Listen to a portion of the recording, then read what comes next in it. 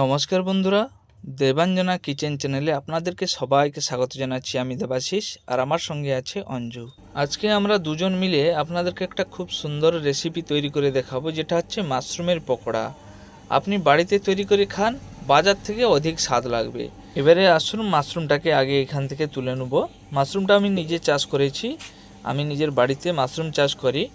আর যদি এই মাশরুম চাষের ভিডিও দেখতে চান কিভাবে চাষ করা হয়, কি করা হয়, আমার একটা ইউটিউব চ্যানেল আছে যার নাম হচ্ছে এডি গার্ডেনিং।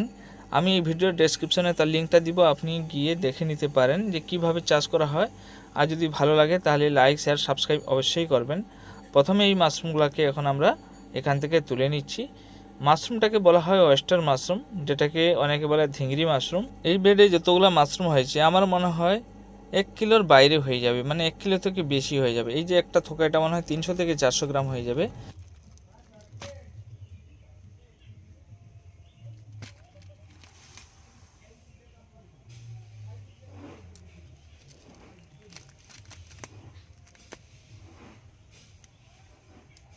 একটা জায়গা থেকে এতগুলা তোলার পরে আবার দেখুন তার পিছন সাইডে কতগুলো হয়েছে। তো এখন যেগুলো বড় বড় হয়েছে সেইগুলো আমরা নিয়ে নেব, আর যেগুলো ছোট ছোট আছে সেগুলোকে কালকে পারবো, সেগুলো এখন নিব না।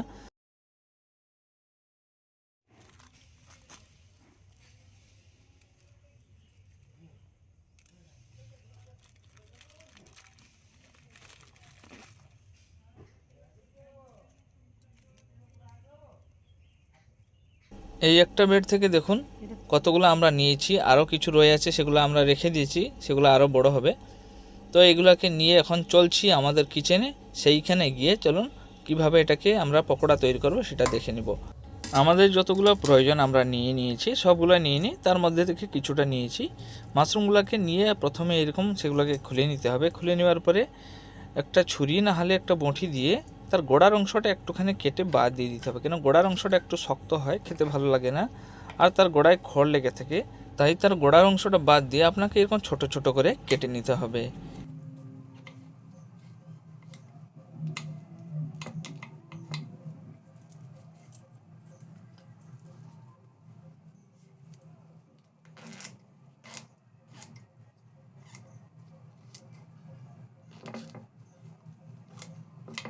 ছোট ছোট করে কেটে নেওয়ার পরে এটাকে জল দিয়ে ভালো করে ধুয়ে নিতে হবে।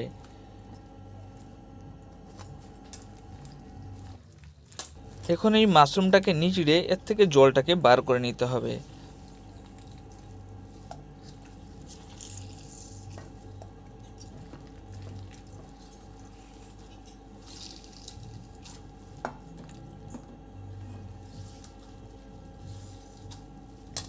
এখন সবগুলো মাশরুম ধুয়ে নেওয়া হয়েছে, ধুয়ে তার থেকে জলটা নিচড়ে বার করে দেওয়া হয়েছে। এতে আমরা মিক্স করব স্বাদ হিসাবে লবণ, একটুখানি হলুদ গুঁড়া,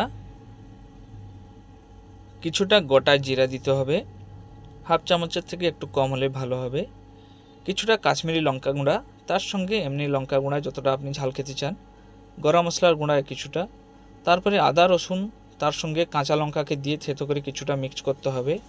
পেঁয়াজকে ছোট ছোট করে কেটে তার সঙ্গে মিক্স করতে হবে। পেঁয়াজ কম বেশি হলে কোনো অসুবিধা নেই। কিছুটা ধনেপাতা তার সঙ্গে মিক্স করতে হবে। তারপরে আমরা বেসন মিক্স করব।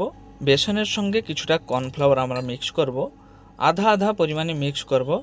বেসন একটু কম হয়ে কর্নফ্লাওয়ার একটু বেশি হলে বেশি ক্রঞ্চি হবে, তাই একটুখানি কর্নফ্লাওয়ার যদি বেশি দেওয়া হয় তাতে ভালো হবে। এই সমস্ত জিনিসগুলো দেওয়ার পরে এটাকে ভালো করে মাখিয়ে নিতে হবে। মনে রাখবেন মাখানোর সময় একটুখানিও এতে জল দিবেন না। কিছু সময় এরকম মাখাতে মাখাতে পেঁয়াজের সঙ্গে মাশরুম যে দিবা আছে সেইগুলা থেকে যে রসটা বেরাবে সেই রসে কিন্তু এটা মাখানো হয়ে যাবে।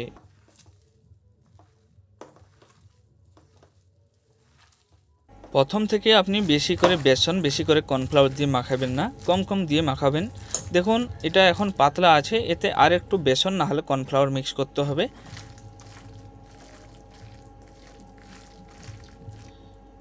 এবারে এটা মাখানো হয়ে গেছে, তো এখন এটাকে আমরা ছেঁকে দেবো। তেল গরম হয়ে গেছে, ছাঁকার সময় লো মিডিয়াম ফ্লেম রেখে ছাঁকবেন। যদি বেশি হাই করে রাখা হয় তখন কিন্তু বাইরের দিকটা পুড়ে যাবে, ভিতরের দিকটা হবে না। তাই এটাকে মিডিয়াম ফ্লেমে করে রাখলে বাইরের দিকটাও হবে আর ভিতর দিকটাও হবে। একটু সময় দিয়ে এটাকে ছাঁকতে হবে। মাঝে মাঝে এটাকে উল্টিয়ে নিতে হবে, নাহলে নিচের দিকটা হয়ে যাবে, উপরের দিকটা কাঁচা থেকে যাবে। এইভাবে উল্টিয়ে নিতে হবে। এইগুলাকে মাখানোর সময় কিন্তু একটু লবণের পরিমাণ যদি বেশি দেওয়া হয়, একটু নুনতে নুনতে হলে খেতে খুব ভালো লাগে। এখন এটা লাল কালার হয়ে আসছে, তার মানে এটা হয়ে গেছে। এটাকে এখন আমরা ছেঁকে নেব। যদি এটাকে আপনি বেশি করে ক্রঞ্চি করতে চান তাহলে মাখানোর সময় আপনি একটুখানি খাবার সোডা দিতে পারেন, তাহলে বেশি ক্রঞ্চি হবে, কিন্তু তেলটা আপনার বেশি খরচা হবে।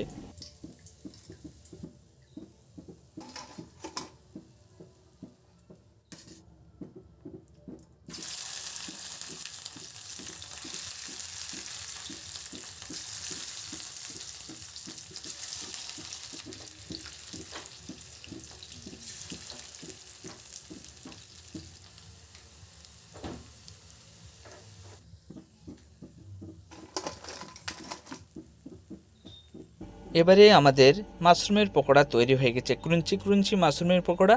এটা আপনি খালি মুখে খেতে পারেন, নাহলে এটাকে যে কোনো সস দিয়ে খেতে পারেন। দেখুন কত ক্রঞ্চি হয়েছে, কত সুন্দর হয়েছে, খেতে দারুণ লাগবে। বাজার থেকে কিনে আনা যে টেস্ট, বাড়িতে যদি আপনি এই রকম তৈরি করে খেতে চান তাহলে বাজার থেকে বেশি স্বাদ লাগবে। আশা করি আমার ভিডিওটা ভালো লেগেছে। যদি ভালো লেগে থাকে লাইক, শেয়ার, সাবস্ক্রাইব অবশ্যই করবেন।